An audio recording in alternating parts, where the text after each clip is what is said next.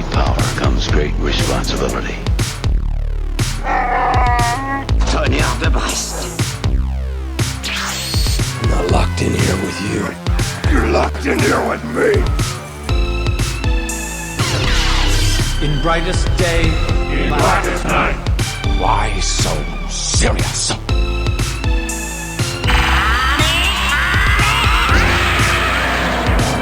Avengers, assemble! Bonjour à toutes et tous et bienvenue dans la bande des comics numéro 88. Cette émission sera consacrée à notre invité Olivier Dutot qui vient pour nous présenter sa dernière BD des Petits Diables. Bonjour Olivier, merci d'être venu. Bonjour RD, bonjour Rémi. Voilà. Salut tout le monde. Ouais, Salut Olivier. Je les présente après parce que non mais il veut déjà me prendre la place. Ça va venir. Voilà, donc vous avez entendu une partie de l'équipe de la bande qui est là. Rémi, on l'a entendu, il est en forme. Bonjour et bonjour à tous. Il n'a pas très heureux de vous retrouver. Voilà, ils font. Mais ouais, totalement. Il fait chaud là. Totalement. Ouais, moi j'avais proposé de faire l'émission au bord de la piscine en maillot, mais bon, personne n'a voulu. Donc personne n'a de piscine. J'allais dire personne n'a de maillot. non, je savais que je te le laissais celle-là. Et de l'autre côté, Jay, vas-tu bien? Je vais très bien, je te remercie. Salut tout le monde. Bon, donc Olivier, on va faire une émission des plus classiques, mais on va s'intéresser à tout ton parcours et tes différentes BD. On a pu en discuter en off, il y en a déjà pas mal maintenant. Pas mal, ouais. On va revenir sur tout ce parcours. Vous montrer toutes les BD. Ça me perturbe. Voilà, on commencera par un premier portrait varois, parce qu'on y tient, on s'est attaché à cette nouvelle tradition. Après une pause musicale, on prendra le temps de vraiment discuter avec toi, Olivier, et une seconde pause musicale qui nous amènera vers le quiz. Alors encore un Geekaddy. Voilà, Geekaddy à nouveau. Voilà, alors... Mais BD jeunesse cette fois-ci. Ou alors on est encore plus près de ne pas trouver. Voilà, il faudra nous aider. Ouais, je suis pas sûr de on comptait sur toi, vraiment. Oui, moi j'ai tout misé sur toi. Eh ben ça promet. Écoutez, un petit jingle et on attaque le portrait varois. Tonnerre de Brest. Si je tenais l'auteur de ce manuel.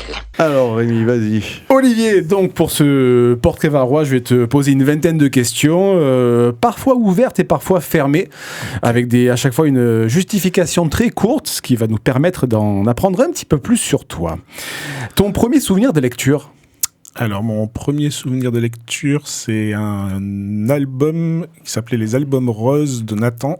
C'était un tic et tac. Ouais. Mais la première du risque. Ouais, à l'époque c'était juste tic et tac. Mais non, on est la génération vidéo. Mais après, la première BD dont je me rappelle et qui m'a donné envie de faire de la BD, c'est un album de Léonard qui s'appelait Génie en balade. Ah oui. Qu'on m'avait offert pour mon anniversaire. Et chez moi, il n'y avait pas de lecture, il n'y avait pas de BD, il n'y avait pas de livre. Et c'est une première lecture BD qui m'a emmené à en lire plein. Un ou une héroïne préférée ? Tom Sawyer. Ouais, pourquoi Tom Sawyer ? Pour le dessin animé. Ah d'accord. Ouais, j'adorais, j'étais hyper fan de le voir pêcher des poissons, manger, courir dans la forêt, pieds nus. Est-ce que tu avais peur de l'Indien ? Parce que moi j'avais peur de l'Indien. Joe l'Indien. Ouais, Joe l'Indien. Joe, oui. D'ailleurs dans les Petits Diables, il y a un personnage qui s'appelle Cannibal Joe en honneur. Ah, d'accord. Et Tom s'appelle Tom par rapport à Tom Sawyer. On va y revenir sur le prénom des personnages. Okay. Astérix ou Tintin ? Alors, enfant, carrément Astérix. Ouais. Et en grandissant, Tintin, c'est pas mal. Comics ou manga ? Plutôt manga. Ouais. Plutôt Dragon Ball. Mais plus Dragon Ball, où après j'ai aimé des trucs un petit peu moins connus comme Sacré Mamie. Ouais. Ou j'ai perdu le nom là de celui qui fait des BD un peu plus sérieuses.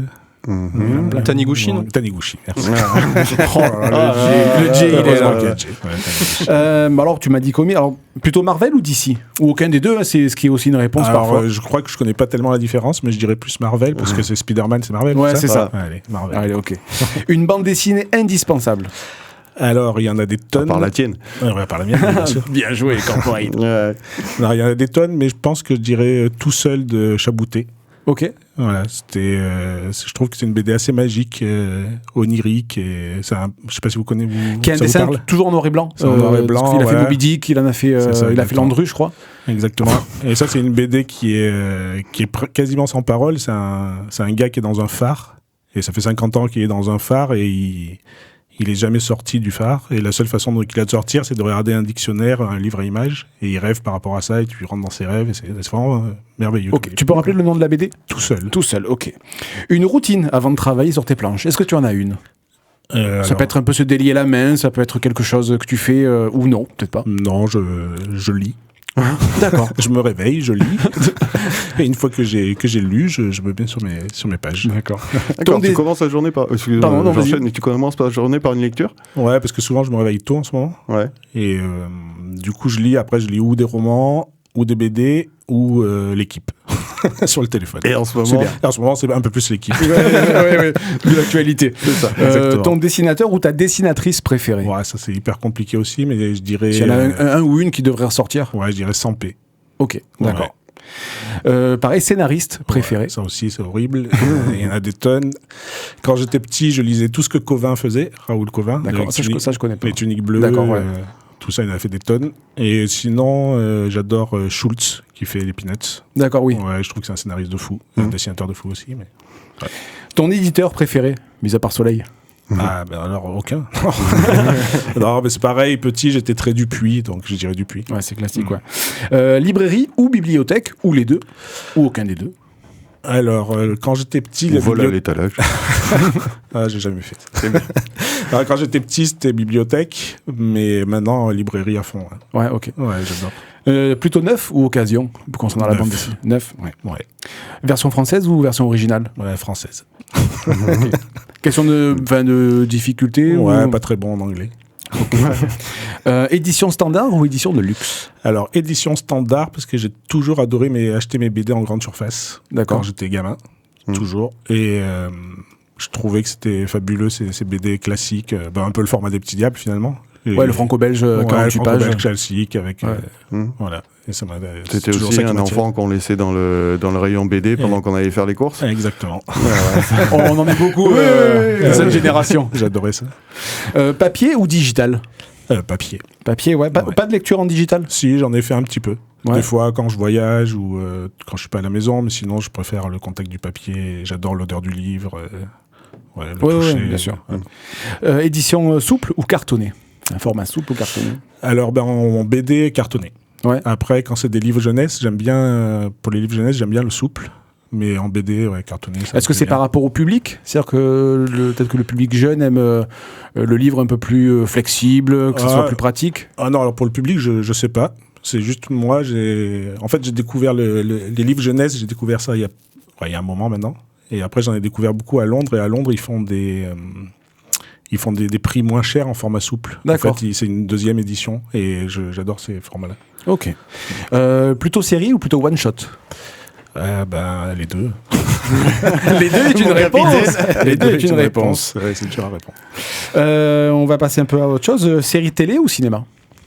En ce moment, plus série télé. Ouais. Qu'est-ce que tu regardes, par exemple ? En ce moment, j'aime bien les polars britanniques, genre Broadchurch, Happy Valley. Ok. Ouais, c'est ce qui me plaît, c'est un peu cool, un peu lent.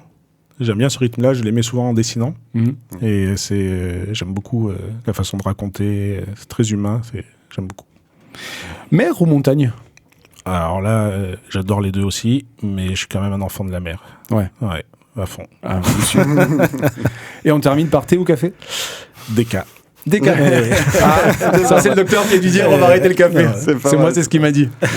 Voilà, T'avais merci. Peut-être une question Merci pour ce portrait, compléter, Varrois. ou- Non, ça va, écoute, Non, moi j'avais juste une question parce que du coup tu parlais de Londres et de l'autre côté ton aversion pour le VO. Comment tu as pu marier les deux parce que Alors, c'est pas une aversion, c'est que Ouais. je rame.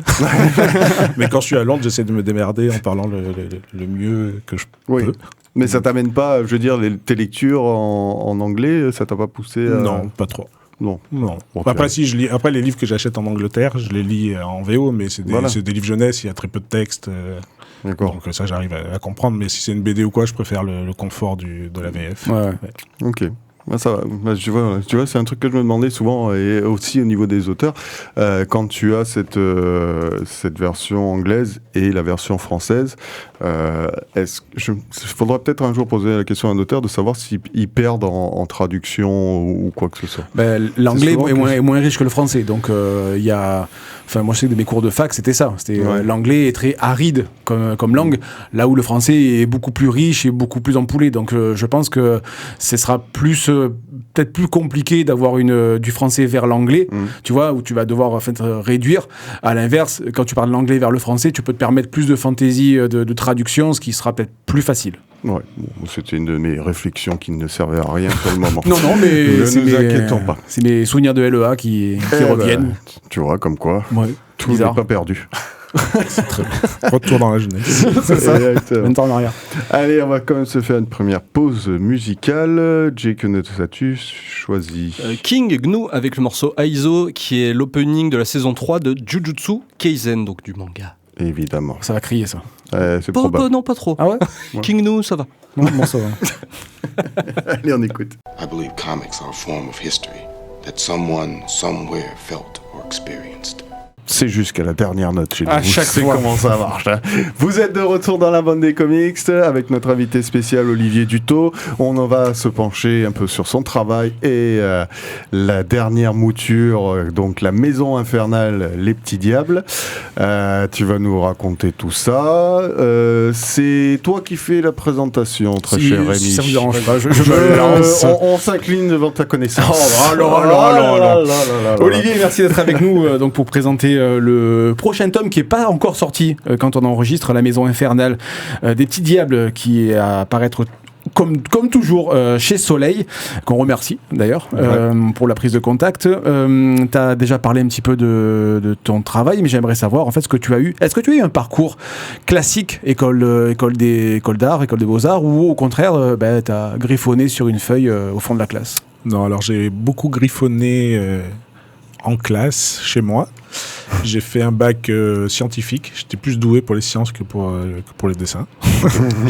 Et une fois le bac passé, j'avais le choix entre partir en fac de sciences ou tester la Grande Tourache à la Garde, là, qui faisait un BTS expression visuelle, ça s'appelait à l'époque.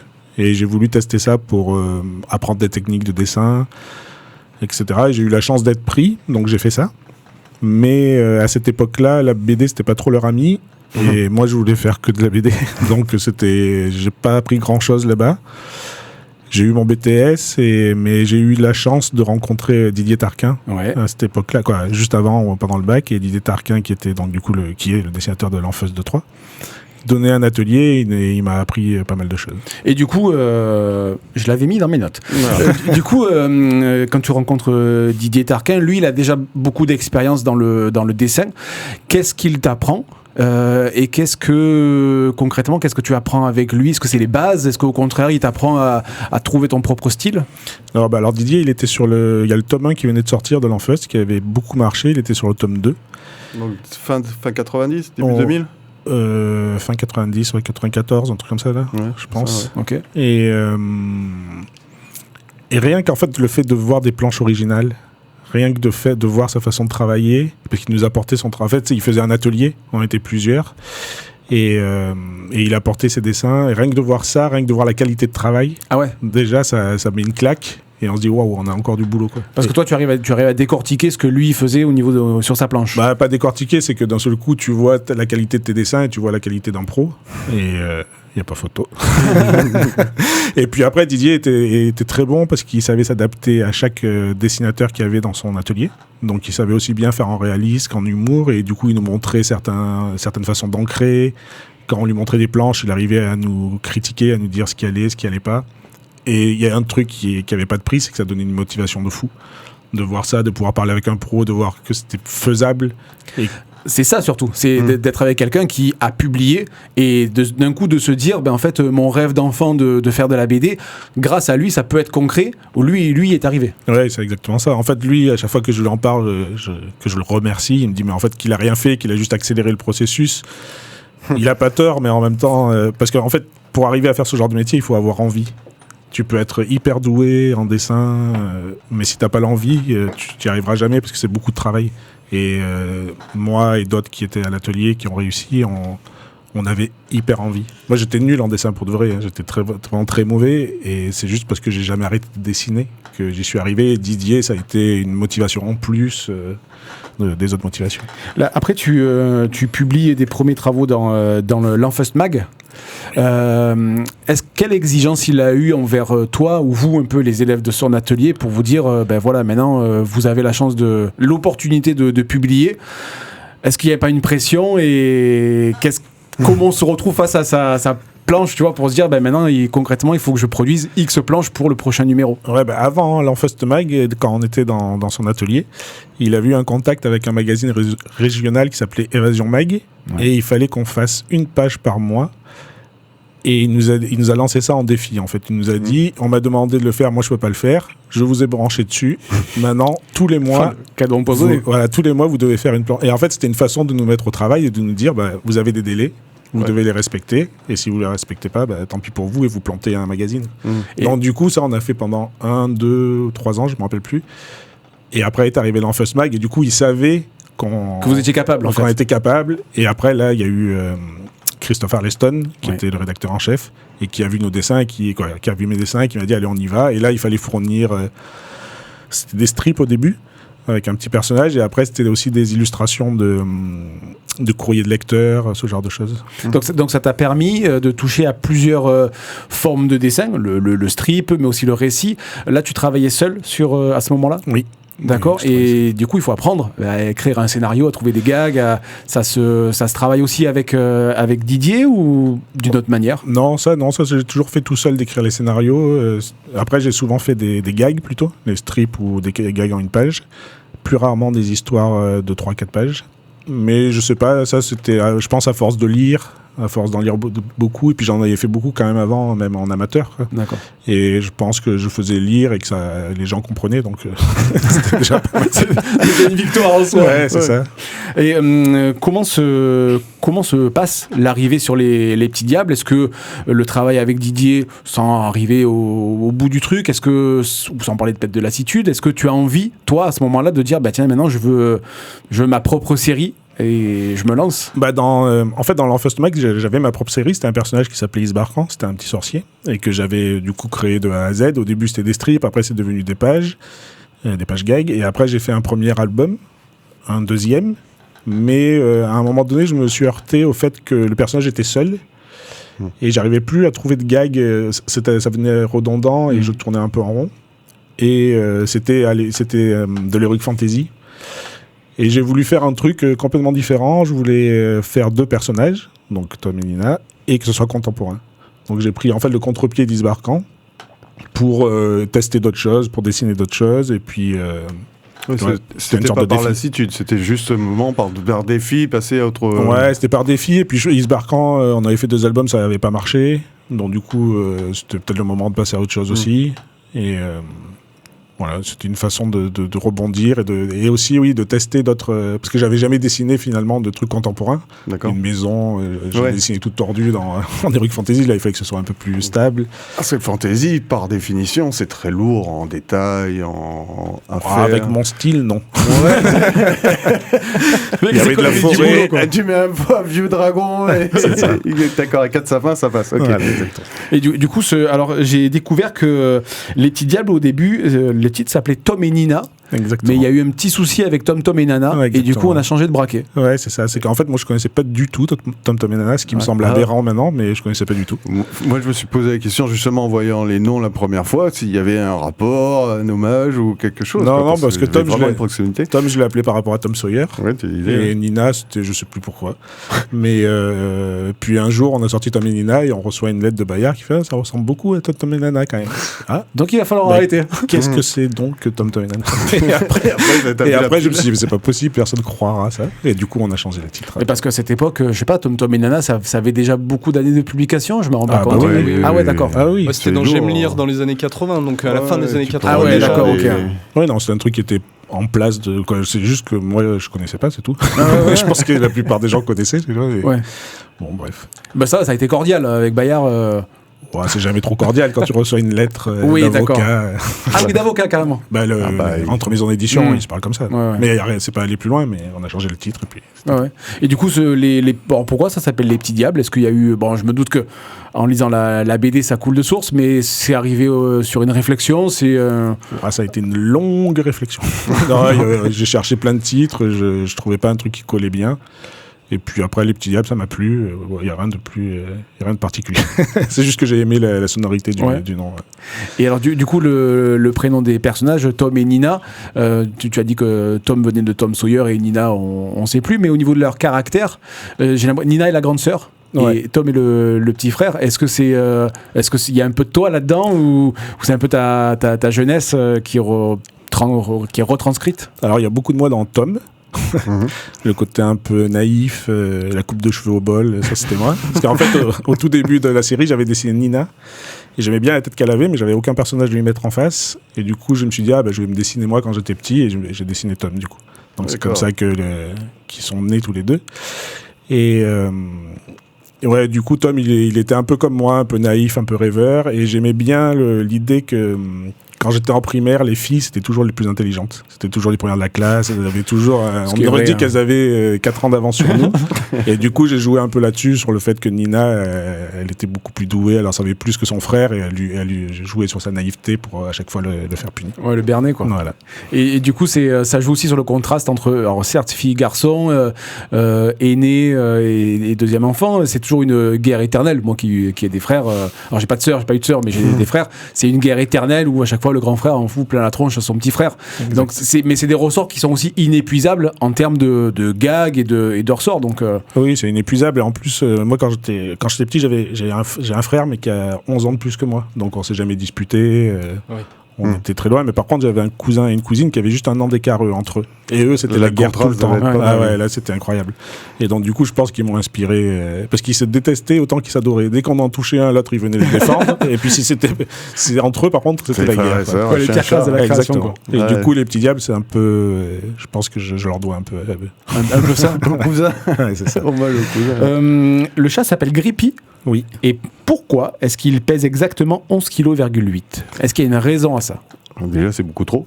C'est un gros chat. Voilà, c'est parce qu'il fallait qu'il soit gros. Il n'y a rien de particulier dans ce poids-là. D'accord, ouais, je cherchais, je dis pourquoi exactement 11,8 kg Parce que ça fait beaucoup. Je ne m'en souvenais plus, tu vois. Peut-être. Oui, si, j'ai une petite question sur, histoire d'alterner un petit peu, juste sur le public d'aujourd'hui, donc les enfants qui vont lire Les Petits Diables. On a pas mal de jeunes, moi j'ai une fille de presque 10 ans qui le lit, RD en parlait aussi tout à l'heure en off avec son fils. Comment tu fais pour coller à la réalité des enfants d'aujourd'hui en fait, parce que t'es comme nous, un enfant des années 80, donc qu'est-ce que... Parce que je pense qu'il y a un truc qui est éternel dans l'enfance. Après, ce qui change, c'est la technologie, c'est ce qu'ils regardent, c'est ce qu'ils écoutent. Mais dans le rapport humain, tu t'es battu avec ton frère. Oui. Toi aussi, tu vois, ça a toujours existé et ça existera toujours. Et moi, j'essaye que ce soit intemporel. Ils n'ont pas de téléphone portable. Oui. Tu vois, j'essaie d'éviter un truc qui date. Qui le marquerait dans le temps. Voilà, c'est ça. Okay. Donc, du coup, je joue là-dessus et c'est plus sur les émotions, les sensations de ce qu'ils vivent. Et voilà, donc je pense que ça c'est éternel. Après, forcément, il y a un ton qui peut vieillir ou quoi, mais ça, on verra, c'est le temps qui dira ça. Et t'as un panel test, entre guillemets, avec des minots à qui tu le fais relire, des neveux, tes propres enfants d'ailleurs Ouais, j'ai eu ma fille, qui a 20 ans maintenant, donc c'est passé. J'ai eu mon beau-fils, qui a 15 ans, donc qui est un peu passé à autre chose aussi. Mais sinon, non, là, j'ai plus de panel. Il y a mon enfant en moi. On te prête les nôtres, si tu veux, avec Jay, pour le prochain, il n'y a pas de souci. Avec plaisir. L'été, ils savent pas quoi en faire, donc s'ils peuvent le caler chez Olivier Duto, c'est parfait, quoi. Non, mais au moins, tu peux le caler derrière une BD, là, t'es tranquille. Ça marche bien. Est-ce qu'il est quand même prévu, à un moment donné, de faire évoluer les personnages de Tom et Nina, parce que la série a plus une vingtaine d'années. 2004, c'est ça? Ouais, je crois. Ouais, 2001 même. 2001, donc, la création, ouais. 2004, premier album, c'est ça? En fait, 2001, c'est le premier album Tom et Nina. Et 2004, c'est Les Petits Diables.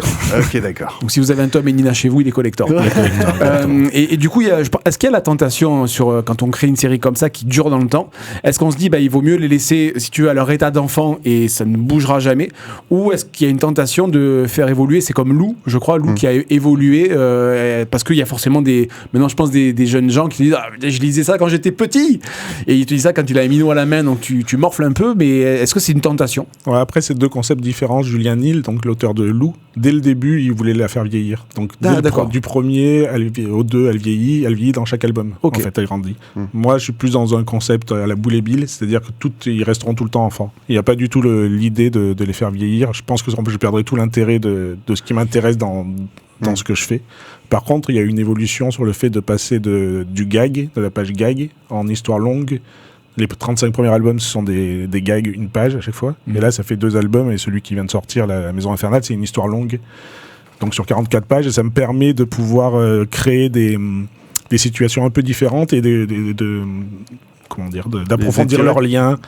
Ouais. Tu étires l'histoire, comment ça se passe? Non, c'est vraiment pour le coup créer une histoire. C'est très différent d'un gag, c'est vraiment 2 choses très différentes à écrire. Mais par contre, ça permet d'approfondir leurs liens, d'avoir des petits dialogues à des moments donnés que dans un gag, je peux pas me permettre parce que le gag, il faut que ça aille vite. Donc c'est plus là-dedans, dans la façon de raconter, que dans l'évolution même des personnages ou dans le fait qu'ils vieillissent ou pas. Ça, c'est quelque chose que tu as ressenti, où tu avais besoin de faire évoluer la série. Est-ce que c'est l'éditeur qui t'a demandé d'adapter un peu le format? Comment ça s'est passé? Non, c'est moi. Ça fait un petit moment que j'avais envie de faire une histoire longue. Et le premier, il se passe à la mer. Et comme je disais tout à l'heure, je suis un enfant de la mer. On y revient. Et j'adore, c'est une période que j'adore, et je voulais les faire aller, je voulais qu'ils vivent une petite aventure à la mer, et du coup ça c'était bien sur une histoire longue. Ensuite, je pensais en faire qu'une, et ensuite j'ai eu cette histoire-là de La Maison Infernale qui m'a bien fait marrer et qui était chouette à faire, donc du coup j'ai continué là-dessus. Ok. Ouais, tu le faisais déjà un petit peu sur certains albums, de faire des gags en fait qui suivent. Je sais que c'est dans le tome, je sais plus si c'est dans le 30 avec l'anniversaire notamment de son pote.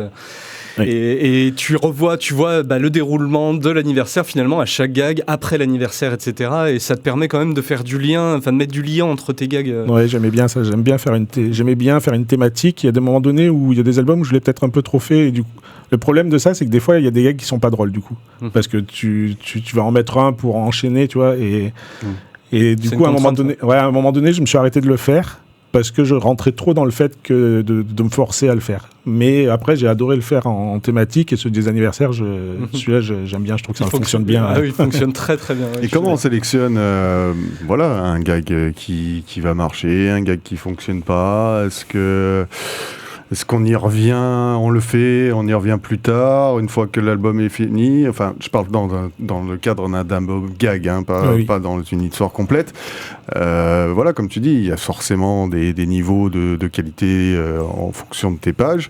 À quel moment est-ce que c'est des aides extérieures qui viennent te faire décider ça, il vaut mieux l'enlever, celle-là, vaut mieux l'approfondir, ou est-ce que c'est toi qui restes entièrement maître de ton travail là-dessus? Pour le coup, c'est moi qui reste maître. Ouais. Mon éditeur, je lui montre jamais mes scénarios. C'est rare. Et confiant l'éditeur quand même. C'est ça, confiant. Mais pour un album gag, en général, il y a 44 gags, 42, et en général, j'en écris entre 120 et 130. Donc je coupe après, et je prends ceux qui me font le plus rire. C'est mieux. Voilà, c'est mieux. Après, ça veut pas dire que ça va faire rire tout le monde, mais en fait, moi, je me dis que tant que j'aime les faire, tant que je trouve qu'ils sont dans l'univers des Petits Diables, tant que ça me fait rire, que ça me fait rire ou que ça me touche, que je trouve qu'il y a un intérêt à le faire, je le fais.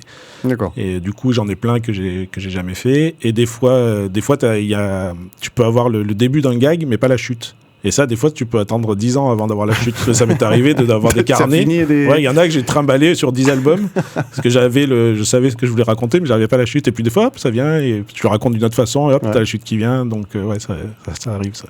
Et pour rebondir sur la question d'RD, du coup, tu écris tes gags. Est-ce que c'est une mise en scène visuelle qui va t'amener le gag, et puis je sais pas, concrètement, tu les écris? Est-ce que tu les récites devant ton téléphone? Je sais pas. Il peut tout y avoir, mais ce que je fais le plus, c'est j'ai des carnets et je dessine dedans beaucoup, ou j'écris, et des fois c'est des bouts de dialogue qui vont m'emmener un gag. Des fois, c'est un dessin dans une situation qui va me dire, ah tiens, qu'est-ce qui peut se passer avec ça? Et en fait, j'essaie de me projeter à leur place et de voir ce qu'ils peuvent faire et ce que ça peut emmener comme situation drôle. Donc tu parles le Tom et tu parles le Nina. Exactement, je suis les deux. T'es un éternel enfant. Ouais, Tu entends les deux voix ou comment ça se passe? Ouais, mais c'est un peu ça. Mais en fait, des fois, il peut arriver un gag où il y a que Tom dedans. Ah bah, Nina me manque. En fait, c'est bizarre. Donc du coup, dès que je fais un gag où il y a qu'un personnage, je me dis il faut vite que je refasse les deux. Oui, c'est une conception totalement différente de penser pour deux personnages, comme tu dis, par rapport à ta première. Par ta première. Non. Et pardon. Vas-y. Non, j'allais dire après, vous disiez si je suis Tom ou Nina, mais en fait, c'est ça, c'est que quand on écrit des scénarios, des fois on en parle avec les copains, moi je suis ailleurs. Quand j'écris Tom et Nina, je suis chez eux, alors que je vis leur vie, quoi. Et sans bouger de chez moi, je vis d'autres vies. C'est savoir comment. Tu te représentes ça, tu t'y projettes, tu vois la scène, comment ça se passe? Ouais, je suis complètement dans la maison infernale, ils se retrouvent dans la maison de leur voisin qu'ils imaginent être un ogre, donc Cannibal Joe, et ils se retrouvent enfermés dans une maison où il se passe plein de trucs étranges. Je les ai vécus. J'étais avec eux, je vivais l'aventure, j'étais poursuivi par un robot. Ah oui, d'accord. Voilà, c'est vécu intensément. Ouais, on est obligé d'être dedans parce que sinon on le raconte pas bien. Ouais. Et il y a quand même une légère évolution graphique au fil des ans. Oui. Voilà, qui a pas mal évolué. On sait que l'autre volet important, c'est la série télé du dessin animé. Quelle genèse cette série télé, parce que moi je suis très curieux de savoir comment on passe de son album qu'on sort, même si Soleil a bien capitalisé là-dessus, enfin du moins bien mis en avant ton travail depuis des années. C'est pas, il nous casse tout, ça y est. J'ai tout cassé. Voilà.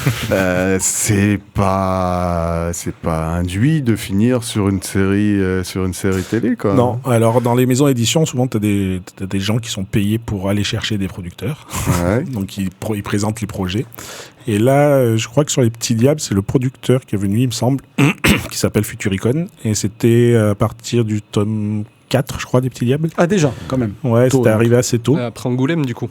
Après Angoulême. Angoulême qui était sur le tome 2 en 2005. Ça. Donc on est à peu près dans les mêmes. Exactement, ça doit être peut-être 1 ou 2 ans après. Ouais. Et après, le temps sert à quelque chose quand ils agressent pas des gens. Et après, ça met du temps à faire un dessin animé. Déjà, il faut se mettre d'accord sur le contrat, parce que tu donnes les droits en fait au dessin animé, tu les au producteur. Ouais. Pas les droits de la BD, mais tu donnes les droits des personnages, du coup des produits dérivés souvent.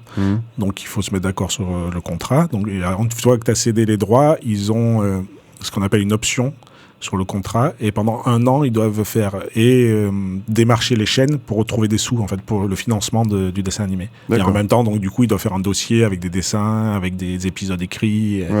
Voilà, donc c'est toute une grosse machine qui se met. Ouais, c'est une grosse machine. Ouais. Et tu n'interviens plus après, toi Alors, je suis beaucoup intervenu au début parce que au début, ils envoyaient ce qu'on appelle une bible littéraire. La bible littéraire au début. Et après, il y a la bible graphique. Et la bible littéraire, c'est le chef des scénaristes, en gros, parce qu'ils sont plusieurs scénaristes sur une série, qui va te dire ce qui doit se passer dans la série. Et le premier qui a écrit la bible, j'étais pas du tout d'accord avec ce qu'il écrivait. D'accord. Ça collait pas trop à ce que je voulais. Donc du coup, on a changé. Il s'est fait virer. Bon, on a changé. C'est une manière polie de le dire. Des mecs au chômage.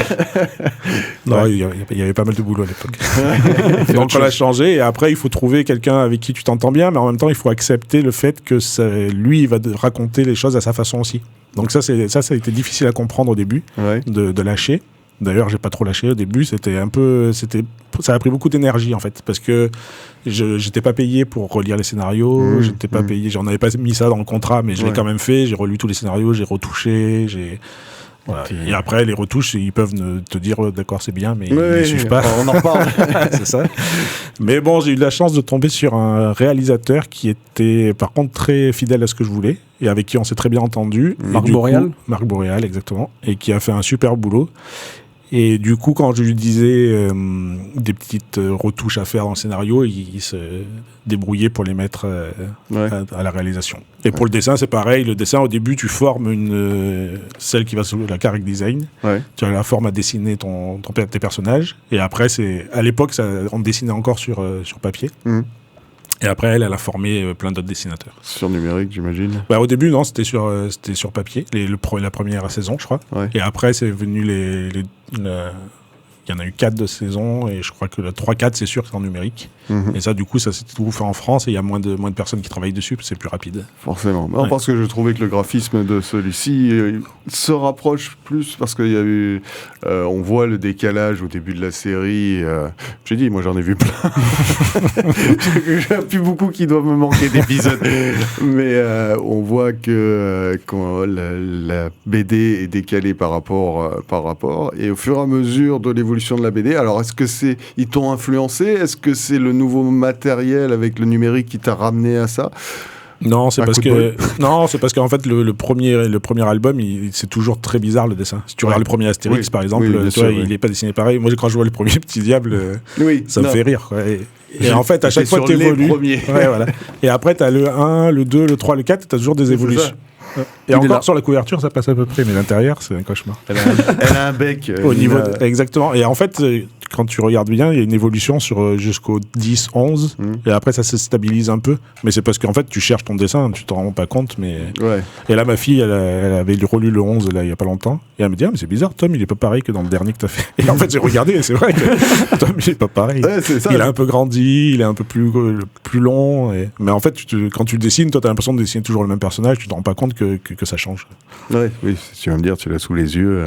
Mais c'est forcément aussi, malgré tout, tu acquiers de l'expérience, ce qui fait que ton personnage, tu le vois peut-être différemment, ou tu arrives à lui donner peut-être plus d'expression, quoi. Donc c'est pour ça que peut-être ton personnage évolue, mine de rien. Oui, c'est ça. Et puis je pense que quand je l'ai dessiné dans les tout premiers albums, il était dans ma tête, il était comme dans les derniers, tu vois.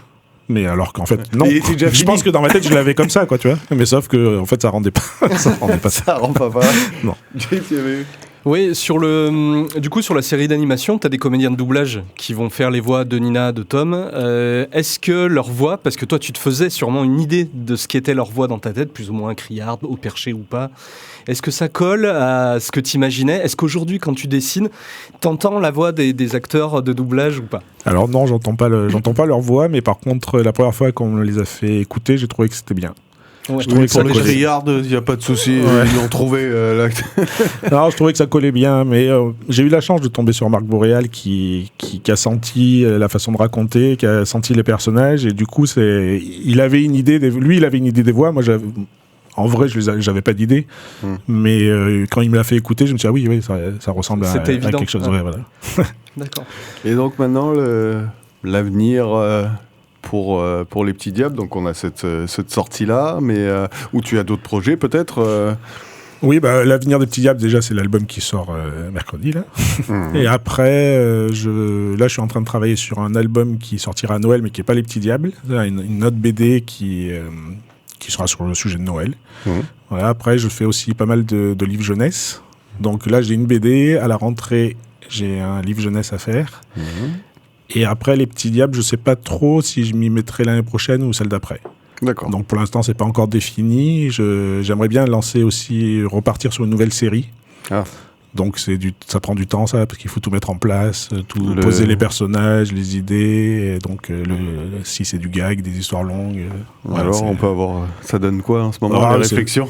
Ça donne que je fais autre chose en ce moment. Je fais l'album de Noël, j'ai pas le temps d'y penser trop là pour l'instant. Ah oui. Et alors faire l'album de Noël en plein mois ouais, c'est ce que je te disais. C'est canicule, c'est que là je suis en plein hiver. Moi du coup je chope un rhume à chaque fois, entre le chaud et le froid. Écoute, t'as mis la clim juste derrière dans le cou, ça va le faire nickel. C'est génial parce que du coup il fait froid, il fait chaud dehors, moi je dessine, il fait froid, donc tout va bien.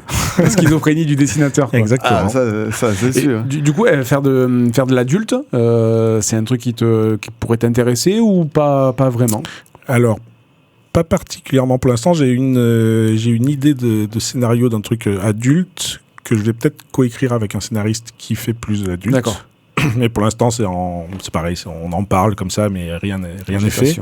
Mais sinon, j'ai toujours été attiré par les livres jeunesse. Toi, je fais du livre jeunesse, du coup, qui est hors de la BD, c'est de l'illustration. Donc, je vais encore même plus vers encore les plus petits.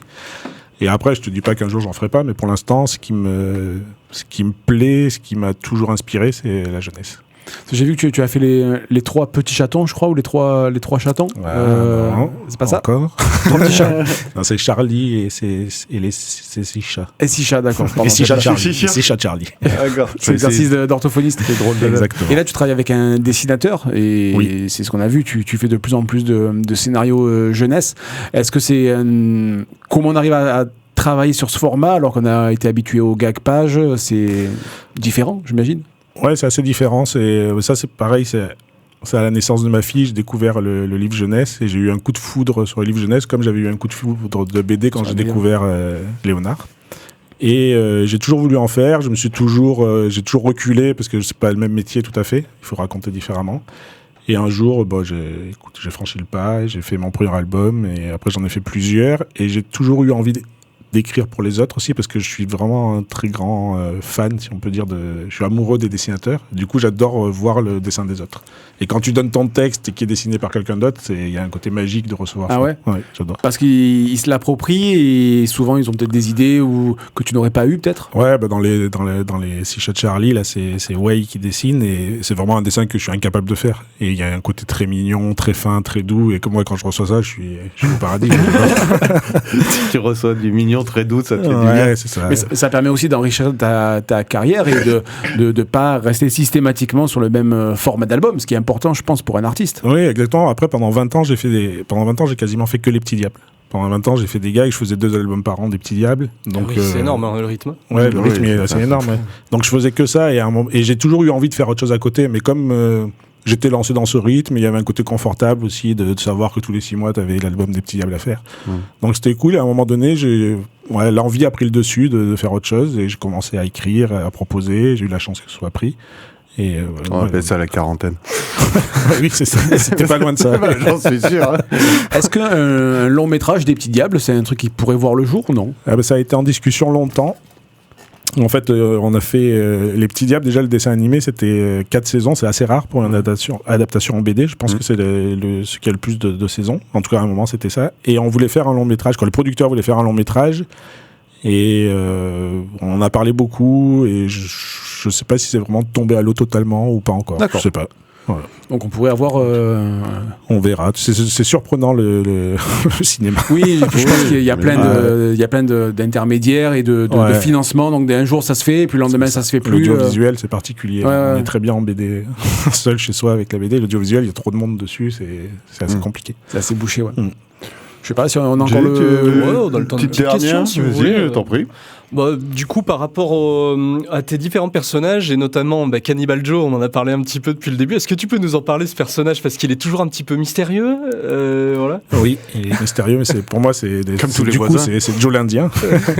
Je voulais un personnage, parce que en fait, le tout début des Petits Diables, le premier album, il joue vraiment sur les peurs des enfants.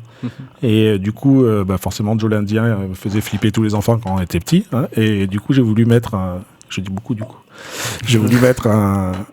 personnage qui faisait peur, et l'ogre voisin, je trouvais que c'était chouette.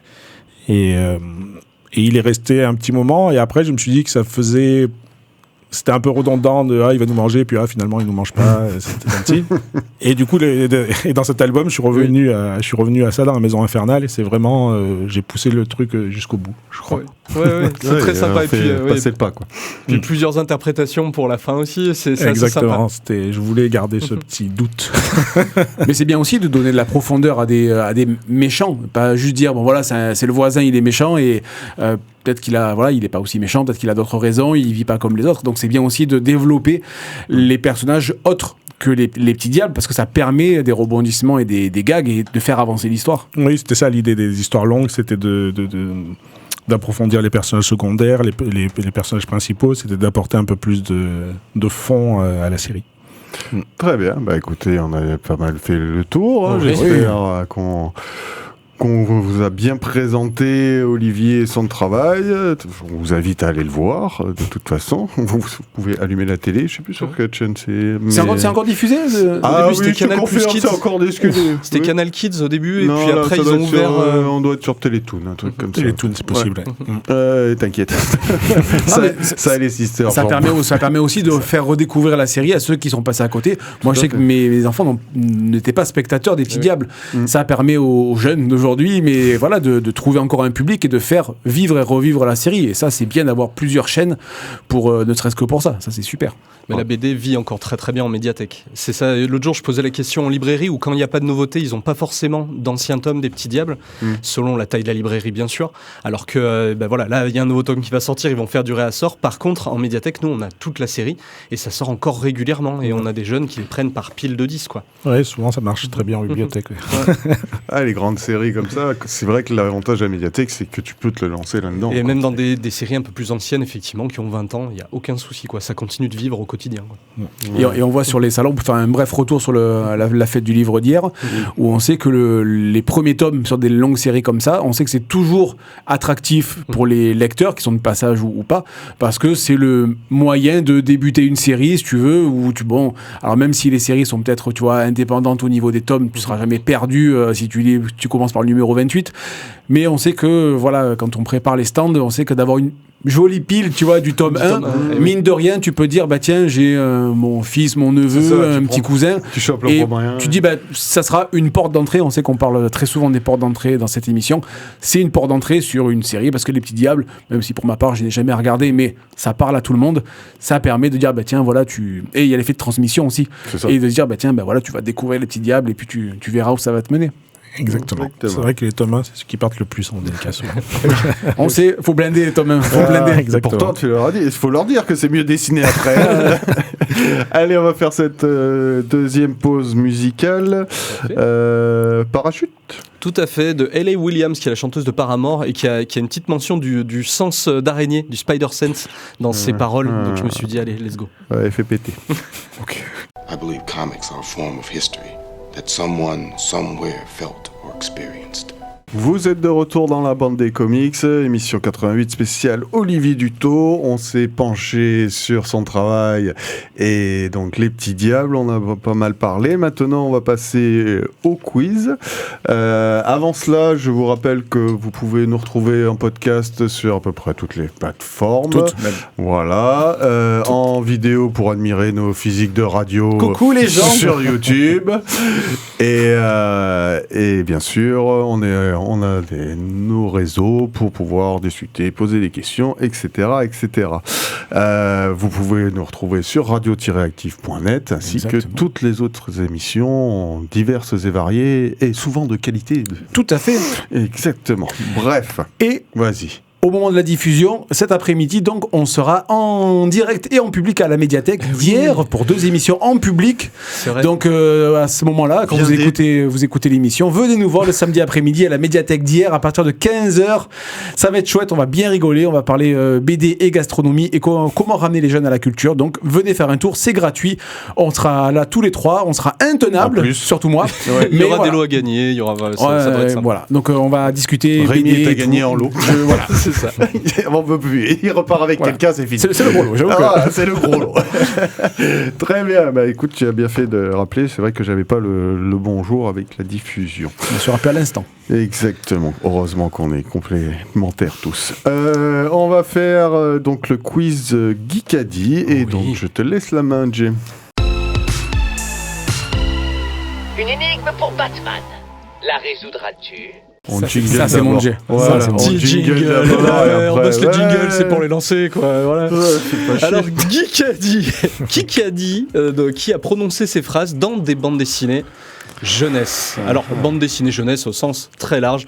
On est entre quarantenaires, ça va être des références de cette époque, on va dire. Allez, avec un peu du plus récent.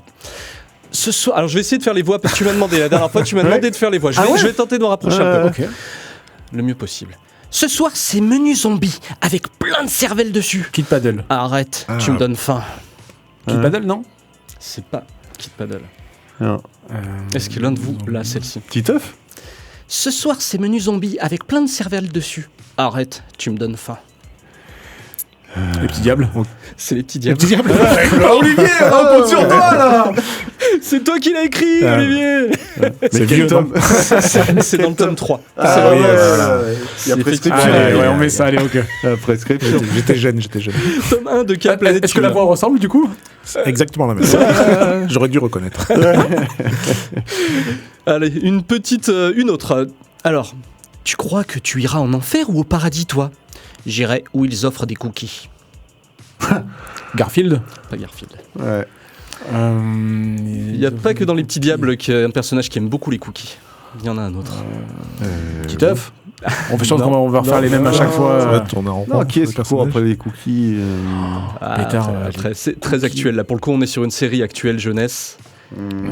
Avec un personnage qui fait vivre des horreurs, mais c'est pas à son frère, cette fois-ci, c'est à son chat. Ah ben Mortel Adèle. Mortel Adèle, tout à fait. Bah, Rémi, on sent pas quelle heure. moi j'étais sur l'adaptation. Elle adore les cookies. Ah ouais. Ah ouais. Elle a même fait une chanson parce qu'il y a un album avec un CD avec Dorothée Pousseau qui la double et Oui, donc ok. avec des chansons là-dessus et notamment sur son amour des cookies. Ok. J'ai une fille de 10 ans. Ouais, voilà. on sent que t'as besoin de sortir. Vas-y. On est là pour t'aider. On t'écoute. Allez, une autre. Il fait noir, j'y vois que dalle. Passe en tête, t'as le crâne brillant. Ah. Non. C'est une Non. œuvre qu'Olivier aime beaucoup, dont il nous a parlé depuis le début. Ah, c'est les Peanuts. C'est pas les Peanuts. C'est une autre L'Enfust. œuvre dont tu nous as parlé. C'est pas l'Enfust. Il fait noir, j'y vois que dalle. Passe en tête, t'as le crâne brillant. Léonard. Non. Dommage. Qui a le crâne dit brillant dans des personnages de 9e art au sens large? un crâne brillant. Alors on va se rapprocher dans le manga. Bon, Ça sent Goku, Dragon Ball. C'est Dragon Ball, effectivement. Ah. C'est Bulma. Alors, au Ah, début, bah oui, c'est c'est Sangoku qui fait Avec il fait Krillin. noir, j'y vois plus rien. Et Bulma qui dit à Krillin de passer en tête. Ah, mais la voix ressemblait Bien sûr. pas. Ouais, là, c'est pas la bonne. J'ai pas Brigitte Lecordier. Ah, Voilà. tu Non. fais. Je suis d'accord. Alors, une autre. Celle-ci, elle risque d'être un petit peu plus difficile, mais ça Ouais, dépend. c'est vrai qu'on se Oui, gave. oui, depuis les le autres début, étaient c'est tellement facile. Aïe, j'ai une écharde. Bouge pas, je te l'enlève. Faut inciser, désinfecter, ponger le sang qui va couler et je veux pas t'entendre crier. Bah t'es où, pétocharde? On est dans un frère et une sœur. Ouais. Dans une BD qui Petite padelle, non? est pas toute jeune. Non. Non. Tom Tom et Nana. Tom Tom et Nana, Ah, tout à fait. J'y ai pensé juste, je me suis dit, quand même pas. Non, je les vois pas dire ça. Et si, bien sûr. D'accord. Allez, une petite dernière pour la route. Allez. Pour vous départager parce que vous êtes à égalité. 0. Olivier. 0. Les triple 0. Tu aimes aller à l'école, gamin ? Oui, mais j'aime aussi en revenir. Ce que j'aime moins, c'est le temps passé entre Toto. les deux. Non. Et oui, il la sort aussi dans, oui, dans Toto, non dans le film. Ah ouais, c'est vrai, ils l'ont repris. Ouais, C'est de la BD ouais. franco-belge des années 80-90. Vous voulez bien? C'est pas Boulet Bill, on est un peu dans la même mouvance, on va dire. C'est écrit par Oui. Covin. Cédric. Cédric, Ah, tout à ouais, fait, bien c'était pas- joué Olivier. Bien joué. C'est Pépé qui parle à Cédric dans le tome 1. D'accord. Voilà. Bien joué, bravo Olivier, bah, tu remportes Voilà, une courte avec tête. un point, tu gagnes. Tu vois, on te l'avait dit. Pas mal. Joli. Ah ouais, non, alors là, t'es allé chercher loin. On note les voix. Moi, je trouve que... Ah, mais c'est indéniablement, c'est un plus. Ah, là, tu vas plus pouvoir y échapper. Hein. Si Donald Reignoux regarde cette émission, moi je pense qu'il y a quelque chose à faire. Oh non, petit œuf. Ah non. Non, mais Ah non, non. à voir. Voilà, on va lui trouver des trucs. On va s'entraîner. Très bien. Merci Olivier encore une fois d'être venu. Ça nous a fait super plaisir de pouvoir parler de ton œuvre majeure. On va faire lire ça aux enfants qui vont se régaler. Eh oui. Merci à vous. Et Merci puis, merci d'être venu et ouais, d'avoir parlé non, autant de c'était temps un des petits plaisir. diables. Voilà, Merci. et on a vraiment un bassin local d'artistes qu'on continue à vous faire découvrir. Exactement. Et on va continuer. On continue. Voilà. Exactement. Merci à vous les amis. Merci. Et bien, passez une bonne fin de week-end et on se retrouve la prochaine fois. Donc Oui. ça sera. Alors à Médiathèque d'hier, Ça déjà sera à l'après-midi, Médiathèque, le voilà, diffusion, c'était le 27. cet épisode. Et puis après, je sais pas, on verra. Orange Début de juillet. Bruges. Suivez les réseaux, on annonce ça. Exactement, la suite au prochain numéro. Merci à tous et à tous. Ciao, Au ciao. revoir. Ciao, ciao.